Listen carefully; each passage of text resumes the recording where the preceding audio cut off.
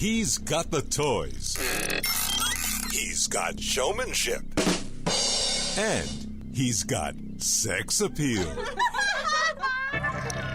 Ladies and gentlemen, from the great Southwest, here's the guru of gadgets, the dapper and dashing Don Baine, the Gadget Professor. Gadget Professor. Well, hello, everyone, and welcome to the Gadget Professor Show. My name is Don Baine, and of course, I am the Gadget Professor. Welcome, everybody. We are on episode 178. It is October 16th. I don't know where the time is going, but it's going. So we have a really cool gadget today with an interesting review. Let's leave it at that. We'll take a quick shot at camera 2 so you can get a look at this thing. It's called MediaFlair.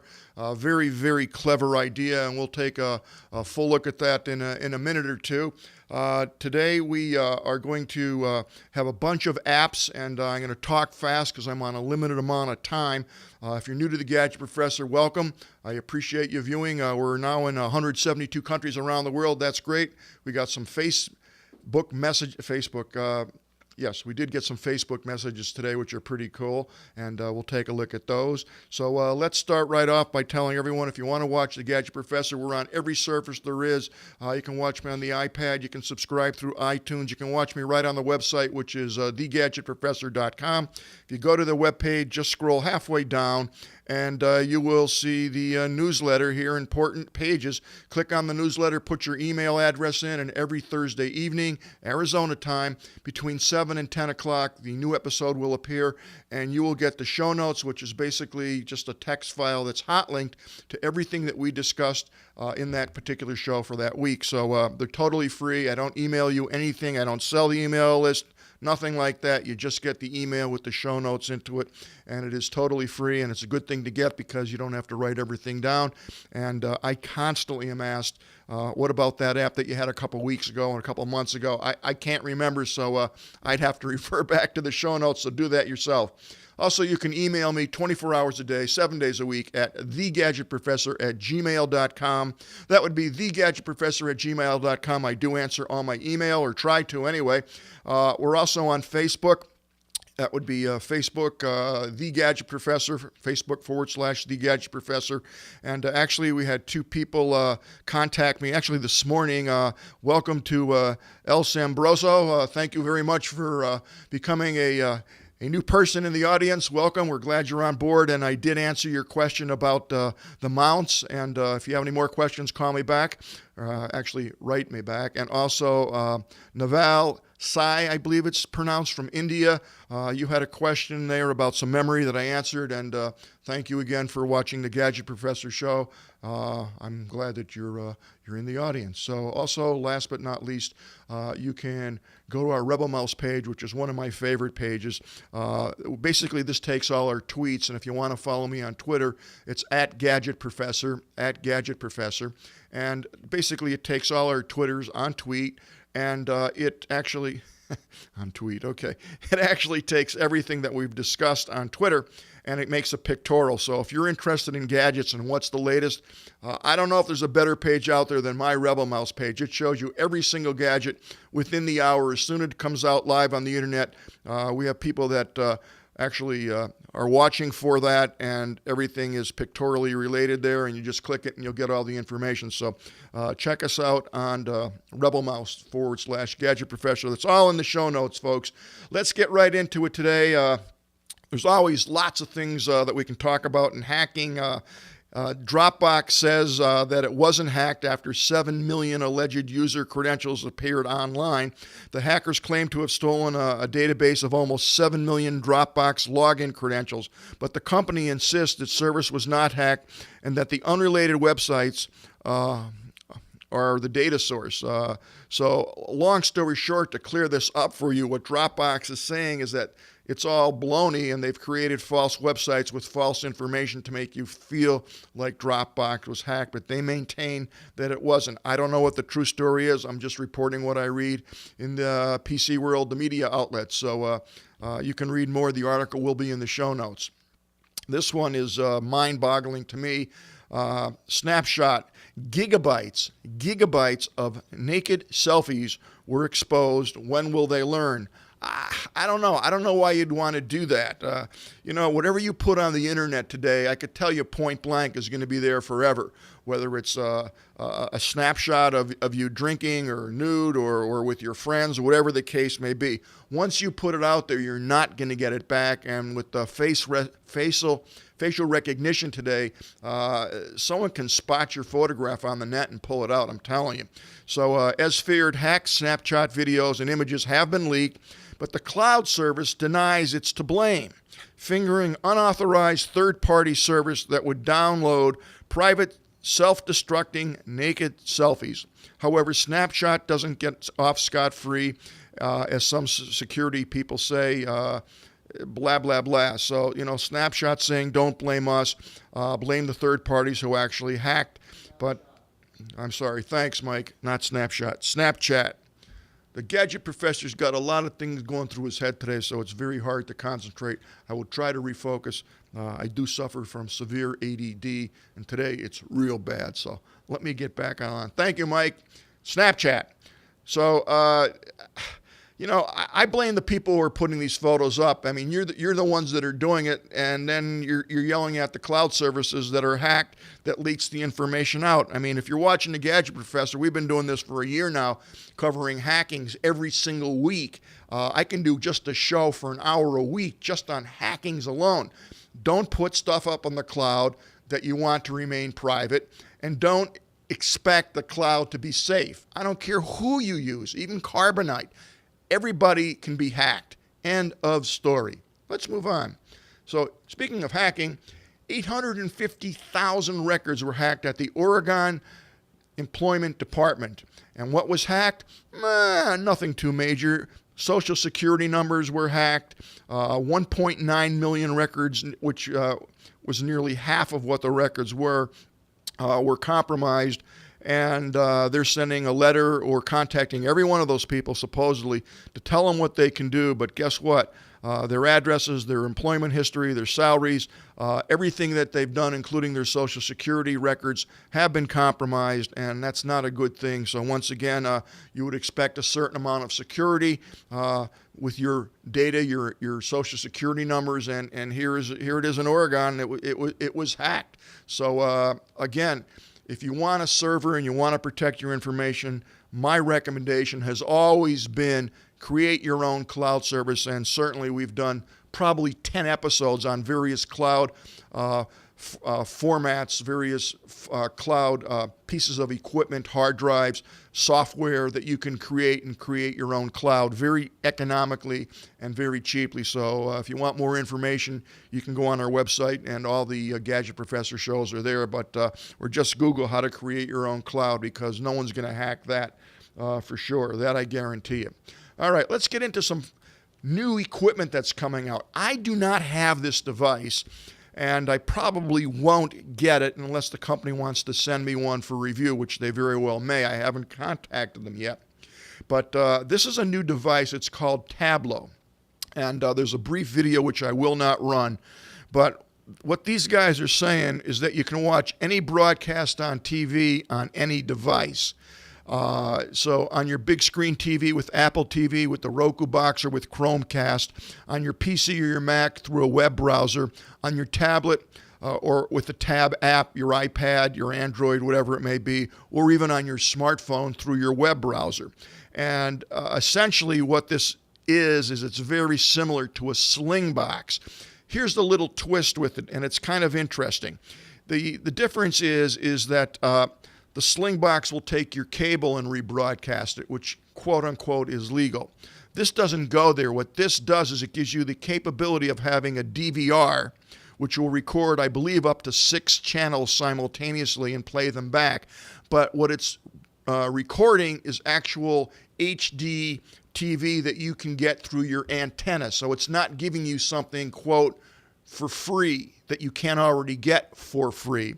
But inside of this is a chip and an antenna amplifier that will basically pull in as many frequencies as it can, as many free channels as it can in your area, and they have a map, so it's very deceiving unless you know what you're doing. So it says find out what you can get, what this will pick up. So I'm going to just put in my zip code, and I'm going to put show me. So this is actually doing a search now, and this is on tableautv.com to find out what channels are available, quote, for free in my area. Now, again, this comes with an antenna that will pick these up, supposedly. So these are all the channels, and it looks like there's a considerable amount. But the truth of the matter is, if you look at them, I mean, there's Fox TV, which is the standard television broadcast a couple miles from my home. These are all free. Telemundo, I don't understand Spanish. It's not going to do any good for me. There's like 5 church channels. That's not going to help me out there. There's a weather channel. There's QVC. That's not going to help me out. So I would say 90% of what it's giving me for free, which I'm picking up off an antenna, is no big deal to begin with. You're getting it for free if you have a decent antenna. And it also goes on to say that it's important. Use this guide only as a reference. Your actual results may vary. So they're not even guaranteeing you that you're going to get all these channels. So the big claim to fame, I think, with this box is the ability to have the DVR, which will allow you to record, quote, I'm sorry, did that rattle your ears? What this will allow you to do is to pull in free TV that you're already getting, or help you get more channels because of the built-in amplifier to pull in the frequencies a little better of anything that's free. So if you want to record free TV and play it back and have the ability to record multiple channels at the same time, this may be for you. So I'll put this in the show notes. It's called Tableau. It's an interesting concept. They also had a USB connector on this, which was used to store the DVD recordings.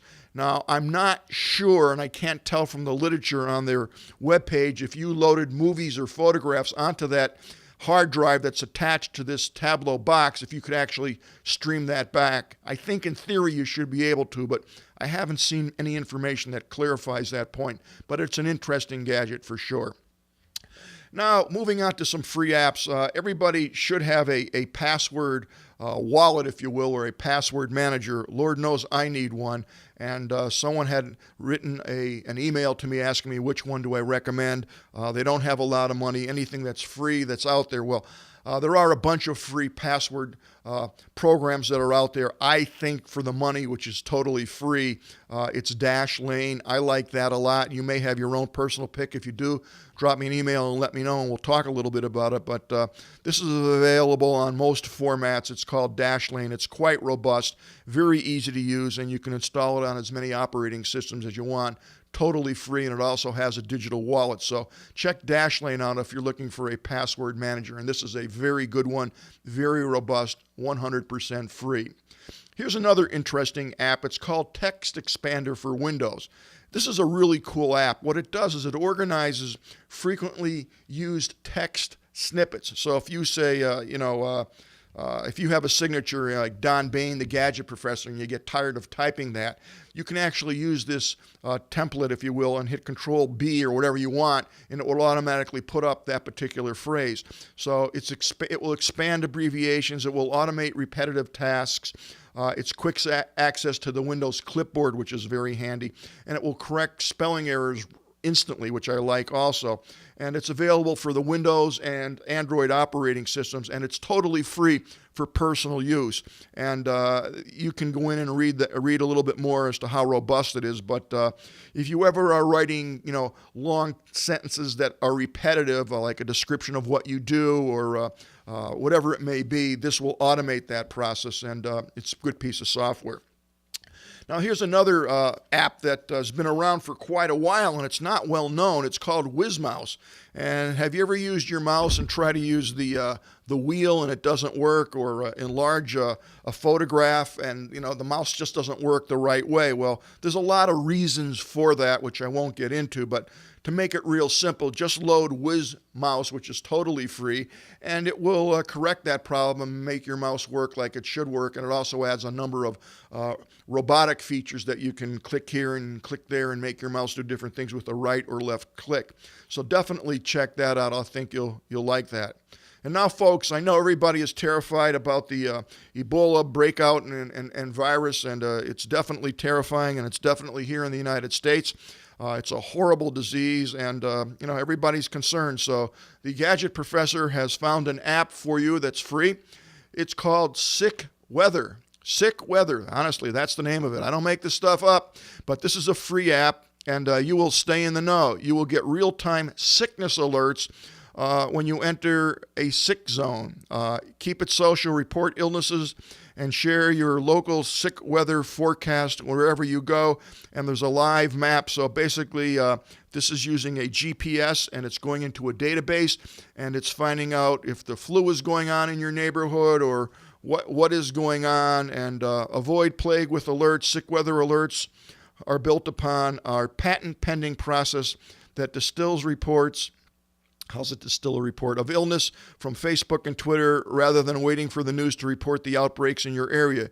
You can rely on push notifications. That means as soon as it finds out, it's going to push that information to your smartphone or your mobile app. It's totally free, and probably should put it on your phone these days because there's a lot of stuff going around.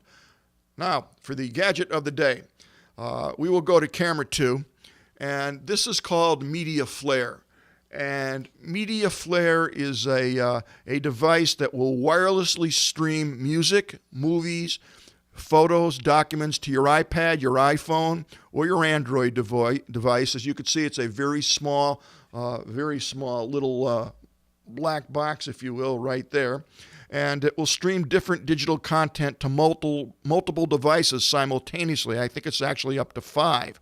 So MediaFlair supports operating systems for transmitting data with the USB cable, Microsoft Windows 8, Windows 7, Vista, Mac iOS 10.5 or later.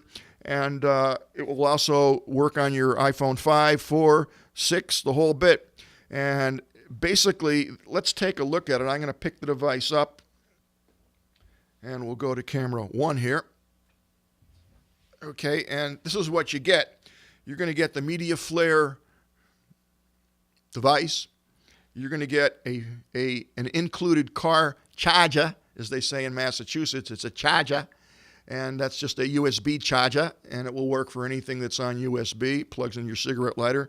Nothing fancy about that. You're going to get the media cable, which comes with this, and it's basically a USB on one end and a micro USB, if you will, on the other end that plugs into the device. So that will plug in like so. I better put it in the right way. So that's basically it. Why do you want this plugged into your computer? Well, for a couple reasons. One, you can charge this from your computer, or you can charge it from a USB device. That's easy enough. You'll also be able to recognize the drive, if you will, and we'll get to that in a second, when it's plugged into your Mac or your PC. Now, here's the claim to fame with this. Essentially, you can load this up with your media, whatever it may be, video, audio. It just doesn't matter what you put on here. So you're loading this up, and then you're charging this up, and you're pulling the plug out.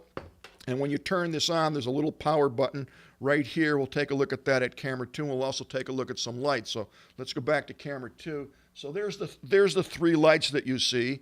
The top one just shows you that there's power, and that's actually on right now. The second light shows that it's actually transmitting its own Wi-Fi signal. So there's a Wi-Fi transmitter that's actually built right in this, and that's the second or the middle blue light.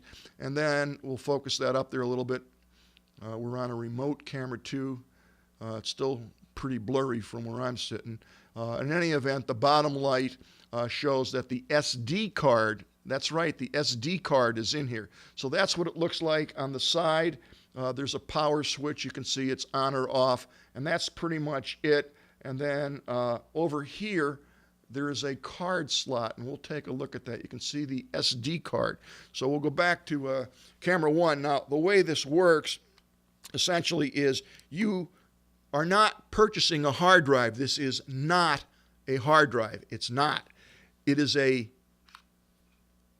SD stick holder, if you will, and it comes with an 8 gigabyte SD card, standard SD card. You can go up to, I believe, 32 gigabytes. It probably would take a 64. I don't know why it wouldn't, But basically, you're going to load your movies, your pictures, your data, whatever it is that you want onto this SD card, and you're then going to basically put the SD card, slide that into this carrier, if you will, and now it makes it wireless because inside this container is a wireless broadcaster, if you will, and it has its own Wi-Fi network. So now I'm going to turn it on, and the first blue light is on. You probably can't see that. That means it's getting power, and in a second or two, the antenna light will light up, and the antenna basically is saying that the Wi-Fi is on, and then the last button, which is actually starting to blink now, reads that there's actually an SD card in there. So that's important. So what's kind of neat about this is I can load up 5, 6, 7, 20 little SD cards, put them in my pocket, and you can store a lot of data on that. So that's kind of neat. The expense is low of this device, as you'll see, because you're not buying a hard drive. There's no mechanical pieces to this, so if I drop this, I'm probably not going to ruin the hard drive because it's an SD drive. I may bump and break the circuit board and knock out the Wi-Fi. That would definitely be a problem, but I don't think that's going to happen. So right now, the Wi-Fi is firing up. Now, there's a free app called MediaFlair. So right now, I have loaded my SD card with some video, which I'll show you in a minute. And this is still booting up for the Wi-Fi. It takes about a minute or so, and I'll just put this down. Actually, I'll put it here so I can keep an eye on it. And now what you do is you go to your iPad, iPod, smartphone, Android, whatever it is that you want to watch your movies on or to see the data that you've loaded onto the card. And you're going to go in, and this is the little, not screwy part, but this is how it works. You're basically going to go into your device, and the first thing you're going to do is go to settings. And you're typically online with some Wi-Fi network, whatever your Wi-Fi may be, or the free Wi-Fi.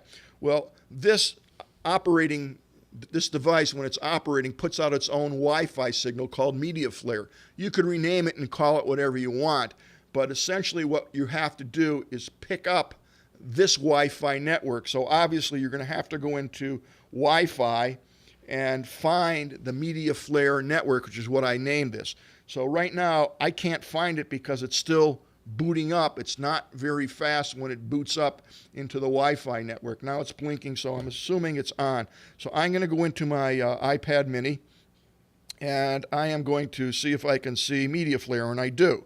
So I'm going to put this now onto the MediaFlair Wi-Fi network, which again is being generated from this device. And it's locked on, and now what I'm going to do is just find the MediaFlair app, which I have loaded on. So I don't know if you can see that, but that's where the app is, and I'm going to push this. And now I am essentially locked in to this MediaFlair device. So making it real easy, I am on the bottom, it says multimedia, upload, settings, and browser. Now, here's where the weird stuff comes in, folks. You get a very nicely detailed pictorial instruction book, and it's really well done. So this is one of these weird devices that I just don't get it. So you have to go into the bridge mode, and this instructs you as to how to set this up. And once you set it up, you're set up. So you have to turn the bridge mode on. Essentially what the bridge mode does is it just searches for whatever Wi-Fi signal is out there. So if you look at camera 2, you'll see that I'm on the bridge mode, and it's actually searching now for all the Wi-Fi networks. Now, obviously, the Wi-Fi network I want to be on should be MediaFlair, obviously. Now, here's the interesting thing. It cannot find the MediaFlair network. It does not show in its app. However, I know that I've locked it on. This is going blue, and when I went into the settings, it did find the MediaFlair network. So for some reason, its own app doesn't see the network. So I'm scratching my head like, what's going on? So I immediately called the company up, and this is made by the Escort folks, actually, the people that make the radar detectors. So here it is on Escort's website, and there's a whole page on it. Listen, watch, share, and it gives a beautiful demonstration. There's lots of videos on it. It has a 100-foot range, and so on and so forth. So there is a system update, and I called, and they immediately answered, and I got right into tech support, and I told them the problem that I was having, I can't recognize the Wi-Fi on the MediaFlair in your own app. So he said it must need an update. So it says System Update right on it. So I click System Update, and I'll let you look at this. And there's instructions right there that tells me to go to their website and try and find the FAQ files, which I could not find anywhere, and neither could the service rep on the phone, who was very polite. He couldn't find it, and as I'm searching around, there we go, on the very bottom, like the worst place you could put it, the FAQ. So I went to the FAQ, which is right there, and now it says that you must find the file FW bin. Now, this is already becoming very complicated, and I'm getting annoyed. Nowhere on this fact page, FAQ page, nowhere on there is there anything about MediaFlair. Nowhere on there, anywhere, do I see fw.bin, and neither does the customer support rep. He's puzzled too. So I see, oh, wait a minute, you guys got to search here. Let's just search fw.bin. I need to get that bin file to update your app. That's pretty simple. So when I click on return, of course, nothing shows up. Zero results. So they don't even know where the fw.bin file is. That's a problem. So make a long story short, I saw on the bottom it said multimedia. So I clicked multimedia on the bottom, and I'm actually going to show you this on camera too. Oddly enough, it sees the MediaFire device. I just did this, by chance. So there is a video on there, and I am going to press it and hopefully play it. And of course, it's not seeing it. But before it did work, let's just try it again here. Preparing file, play. All right, it's not even playing now, and I don't know why. So to say this is kludgy would be an understatement. Sometimes it worked, sometimes it didn't work, but it's not reliable. That much I can guarantee you. It's just not there. This is definitely on the Wi-Fi network. So here's the fix that I found, and again, it's not the way things should be. I'm going to go back into the settings on the iPad, and I'm sorry if this is confusing, but it's confusing to me, which is why I'm doing the review on it. And sure enough, it's not locked on MediaFlair anymore. Okay, this is in the settings on the iPad. It's on the Wi-Fi network in the studio. So I've put it back onto the MediaFlair. I don't know why it went off, and it does that all the time. And interestingly enough, when I go back to MediaFlair, and I know it's been set again, and I will go back and press settings. Guess what? Hello everyone, this is Don Baine, the Gadget Professor, and guess what? Camera 2. Works fine. It's in sync. Color's great, resolution's great, yada, yada, yada. And I'm streaming this live from this device, and it works flawlessly. So, in the end, what's the story? Well, in the end, they need to figure out whether it needs to be updated or not. I don't know why it keeps unlocking itself. When I put it on the network for the MediaFlair box, it's there and then it disappears. So I have gotten the unit to work. It's a little kludgy to say the least. It's a great concept. I love the concept of it, but I don't think it's ready for prime time, particularly when their own customer service agents, who are, again, very polite, don't have a clue. And I'm pretty familiar with how these things operate. So does it work? Yeah. Can I get it to work? Yeah. Is it dependable? I'm not convinced that it's dependable yet. So in terms of price, if you go on the website, they are going to charge you $99 for this unit. It's definitely, in my opinion, not worth $99. I'd rather buy a hard drive with wireless capability for $99 than buy this. If you go to Amazon, you'll find that it's $49. And I actually bought this for, I think, $20 on Daily Steals. And again, I like the concept, and it's real handy. If you're on an airplane, 5 different people can watch a movie supposedly on this. I have not tested that out because I'm afraid to fly because I don't want to get Ebola. So that's basically it. right now, out of 1 to 5 star rating, I'm giving it a 2. It does work. Sometimes you got to know how to work it, and I think they need to get their act together. I think it's a viable product, but I think there's some problems with it. And the other thing that's going through my head, and I haven't verified this yet, is are they discontinuing this because they don't want to put time, money, and research to get it to go right, and they're blowing them out at a very cheap cost. Is it worth $20? Yeah, it's worth $20 because I can get it to work, and it's a very convenient way to travel with your documents, and you can take a lot of SD cards with you and stick them in this. So again, it's all dependent upon functionality versus price, but I'd love to see them perfect this, and I hope they do.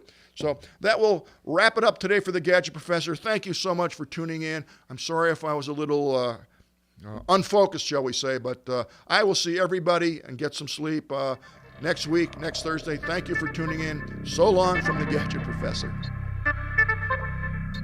The Gadget Professor is produced by Don Baine, Multimedia Communications, LLC. If you would like your product reviewed on The Gadget Professor or would like to appear on The Gadget Professor, contact us via email at thegadgetprofessor@gmail.com.